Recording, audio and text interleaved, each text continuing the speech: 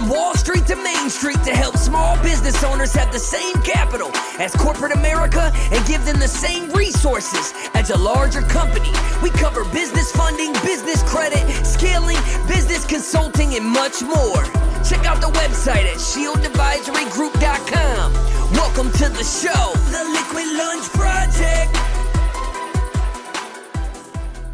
Hey, what's up, everybody? Welcome back to another episode of the Liquid Lunch Project. I am Matthew R. Meehan alongside my partner, the Professor Luigi Rosabianca. What's on tap today, Lou? Matt, I'm going to give you the day off. I want you to lean back, have your tequila, relax, because everyone likes you. You're like a big teddy bear. Everyone that knows Matt likes and trusts him. So he's going to take the day off.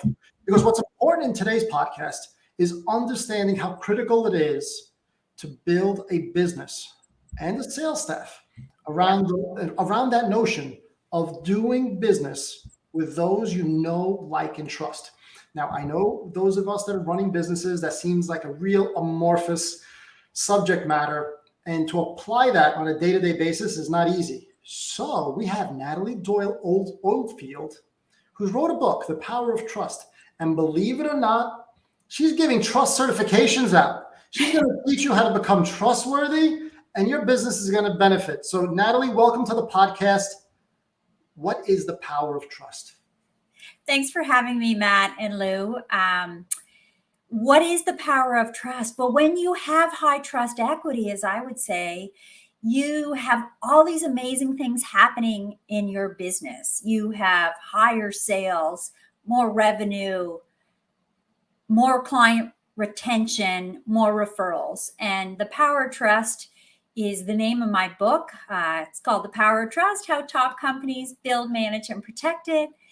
And as I've shared with you, I believe it's the most critical asset every company has. When you have the power of trust, you have a successful business. Natalie, how important in that formula is the E word, empathy? The E word, I've never heard it quite like that, Lou. It's critical. In fact, one of the very first steps of building trust is when we're connecting with someone. So it's understanding someone else's situation. That's kind of when I'm doing a workshop and I say, what does empathy mean? Or what does the E word mean? People usually describe it as really being able to understand someone else's situation and place ourselves in someone else's shoes. It's critical to building trust because we trust people who understand us, who get us, and are able to really empathize with us. You know, my partner, Matthew, always teases me because I put an inordinate amount of value on having, quote unquote, a good bedside manner. We're in the service sector. We're in a service industry. Yes. So we're serving people and we're charging them because we're serving them. Yes. And they're paying us a fee. So I feel that there has to be a good bedside manner. But that takes different forms. You know, some people respond to the carrot, others respond to the stick. How do you apply that trust factor and those empathy values to a business that you're working with? Well, let's back up. I would say, Matt, I agree with Lou. We all need to have a good bedside manner. Now, the challenge with that is that every patient or every customer is a little different. And what I would recommend a company do is really focus on the people in the organization to make sure that everybody who is in a customer-facing role or member-facing, but let's talk about customers, that they understand and are focused on building a relationship of trust. And then the next stage, I would say, is that once they understand that, then it's making sure that everybody is trustworthy, so that they are empathetic. They are listening to a client with compassion and empathy. In the framework that I've built, and what you'll find in my book, is that there are actually 8 principles that you can follow in a step-by-step process to build, strengthen, and protect a relationship of trust. And when you apply these principles to each and every situation, to different people, that's when you become a trusted advisor. And that's really what I call the ultimate. When you have an amazing bedside manner, you're great with customers, and people really want your professional advice, they see you as a trusted advisor. So that's sort of the ultimate goal, Lou, is to become a trusted advisor. So I'm intrigued. What are these 8 principles? Well, they're based on science and evidence, built in academia, and then tested out over several years. They start with listening, with empathy and compassion, questioning and involving the other person in a conversation or in a decision that affects them. The next one is around communication and communicating with clear, concrete language, Matt. See, we trust what we believe. And then it's about transparency, being open and honest. And they go on like that. These principles roll up into 3 critical components that we all use when we are deciding to trust. It's about basically how you communicate, how you behave, and how you serve. So the principles come out of these components. Now, Natalie, from time to time, we're human, and, Yeah. we make mistakes. We make errors. We fail to promptly return a phone call. We forget to send a reply to an email. Maybe we even make a miscalculation on an invoice. This is nothing that's nefarious. It's just we're humans. We make mistakes. Matt and I, over at Shield Advisory Group, we have this very humble approach that when we do make mistakes, we did one about 7 years ago, another one about 9 years ago. Right, Matt? That was about it, right? I think you did 7 days ago. Listen, I make mistakes almost every day. You guys are good. Kidding aside, so when we do make these mistakes, yes, we have this humble philosophy of the overcorrect, right? Okay. It's our way of saying, look, we shouldn't make mistakes, but we did. So sorry. We overcorrect. Yeah. And obviously that overcorrection is defined by the circumstance. If it's something silly and nonsensical, then obviously the overcorrection is silly and nonsensical. But if it's something robust, then the overcorrection is rather robust. How do you teach your companies that work with you that they tend to have a conduct that was not trustworthy? Again, nothing nefarious, but they made a boo-boo. How do you fix that? Well, it starts with the employees understanding what good conduct is and what good behavior is, right? It starts with the leadership team. And I know you work with a lot of business owners and your audience are small and medium businesses. So it starts at the top with the leader, sharing what the values are, what the code of conduct is. We all make mistakes.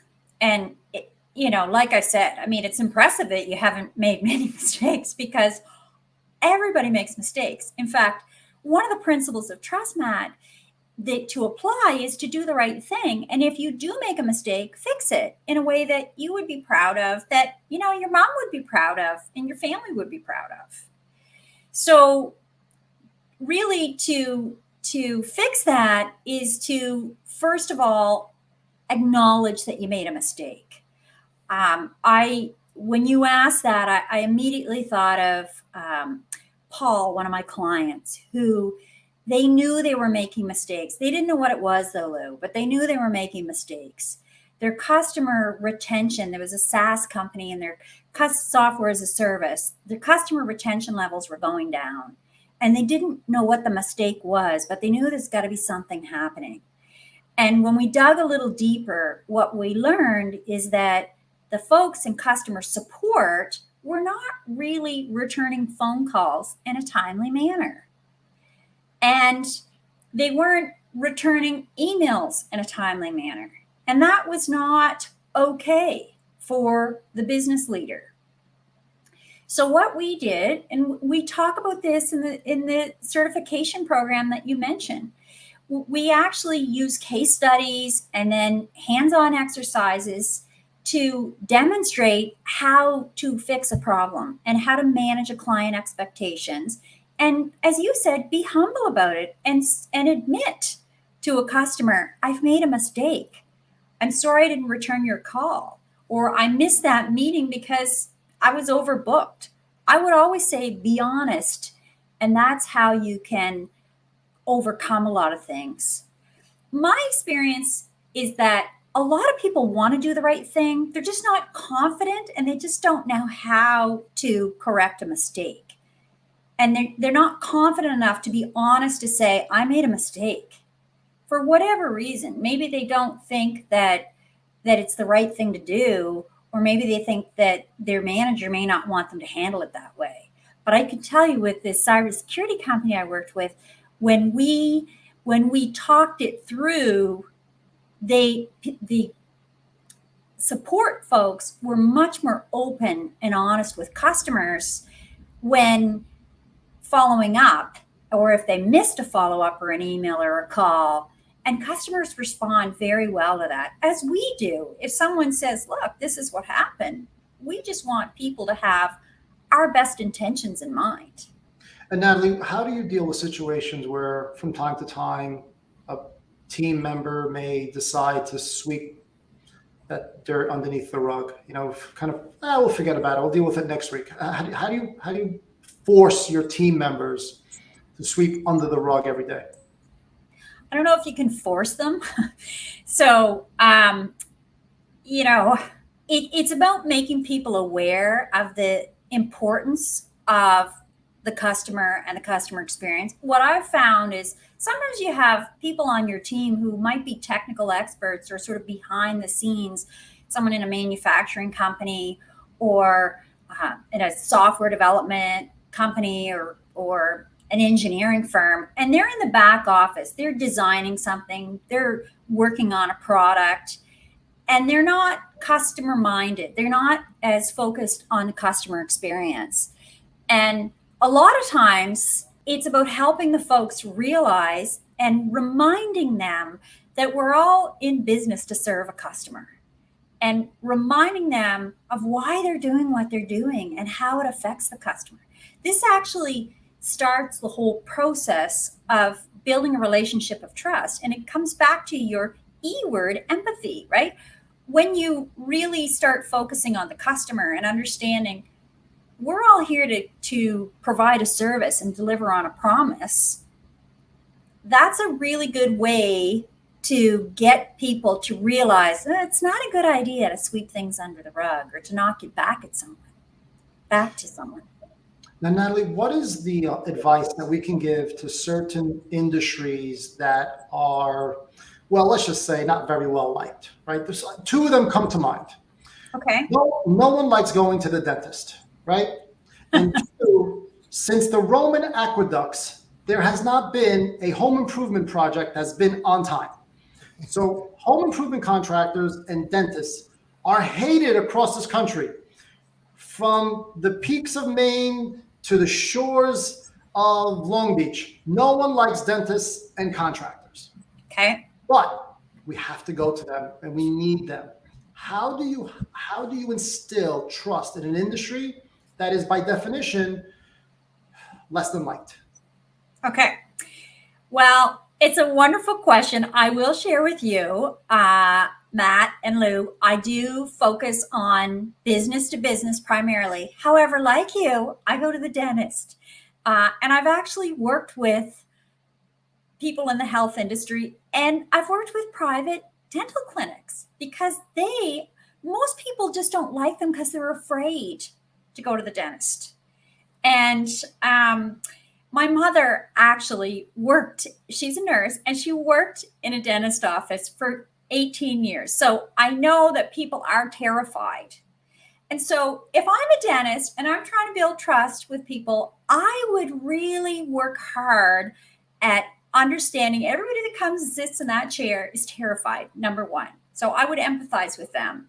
And the advice I'd give a dentist is to say, spend about 5 times the amount of time thinking about your patient, your client, before they come in and sit on that chair than you do thinking about the procedure or whatever you're going to do.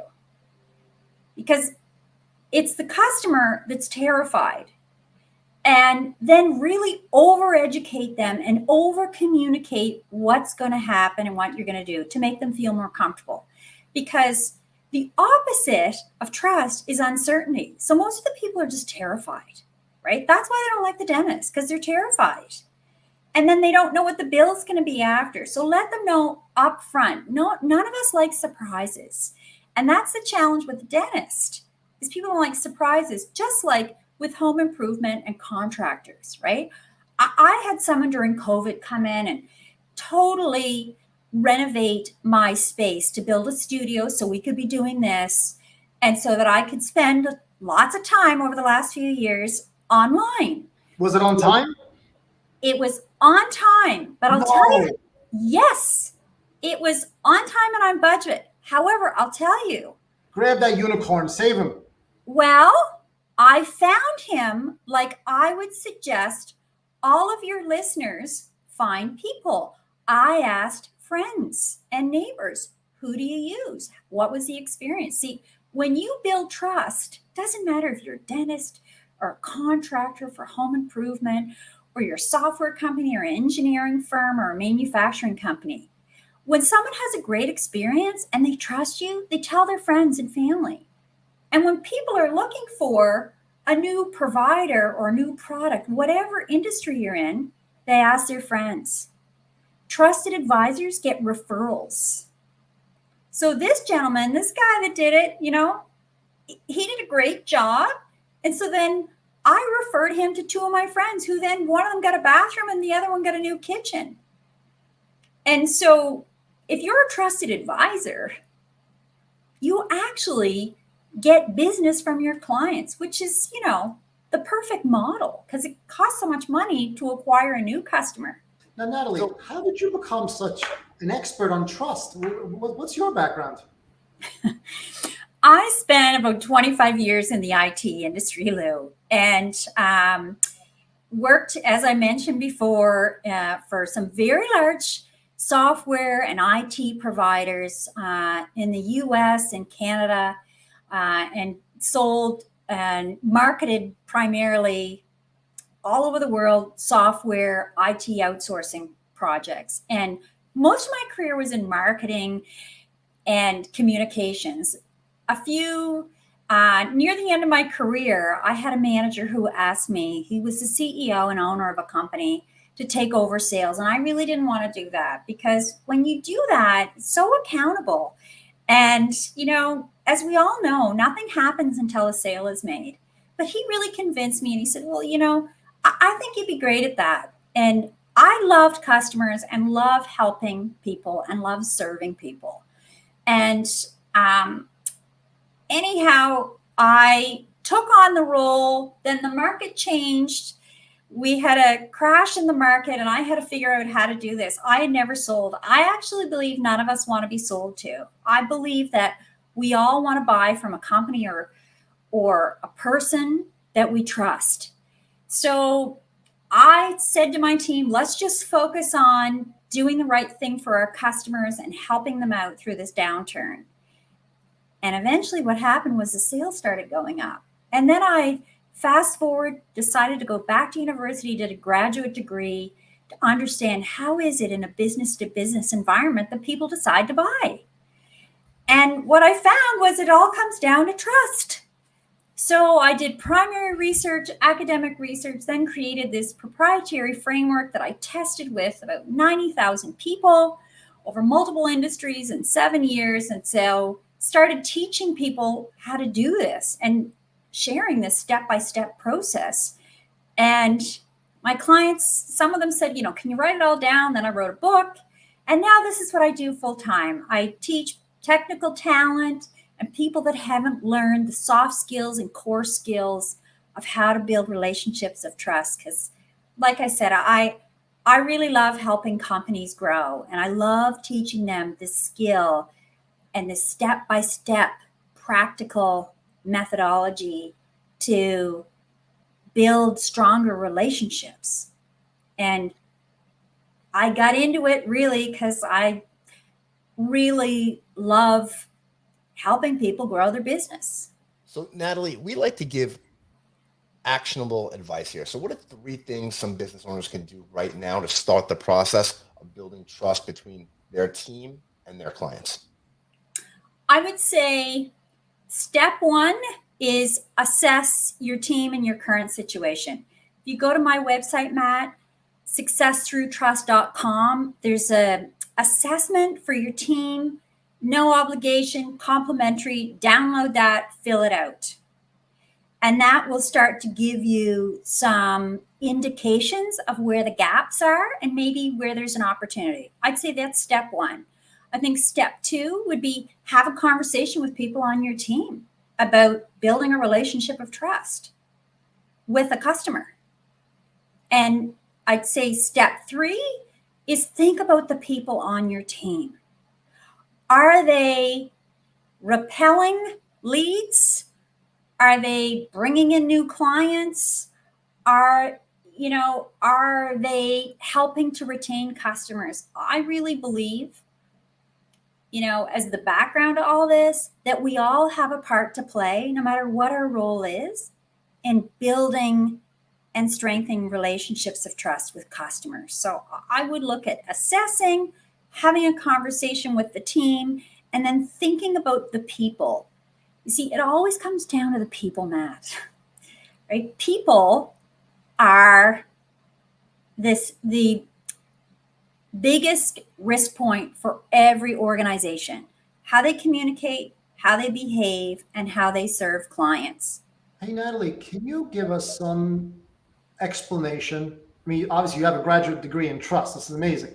Can you give us some explanation for that crotchety, grumpy person that is professionally successful and professionally astute in whatever trade they're in, but you don't really want to go out and have a drink or dinner with them, but they're really good at what they do. So that person probably has very little empathy and you don't really like him, but you probably trust his acumen or his work ethic or her work ethic. So kind of walk us through that personality, because we all know one of those personalities in our lives.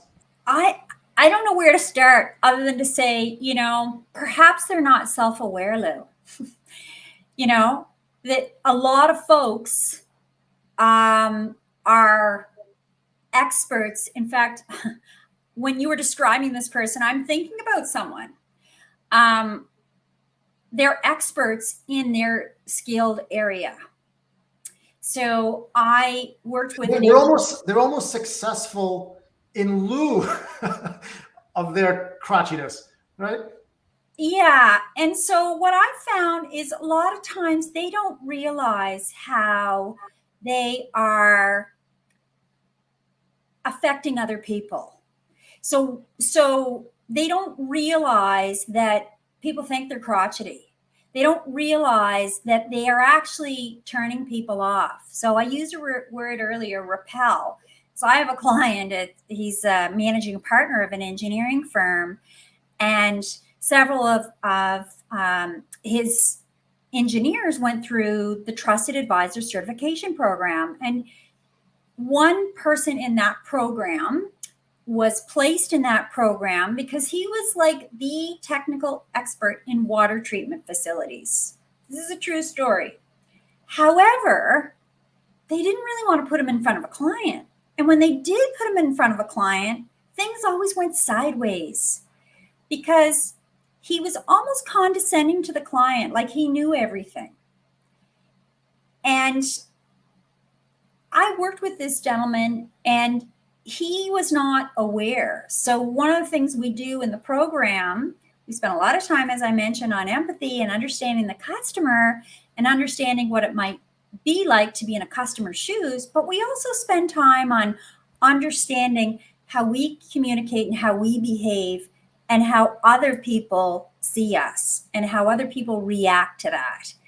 And then once you understand that people think you're crotchety, most people in my program say, oh, geez, I never knew. In fact, this guy, we gave him some very specific practical things that he could try out at home.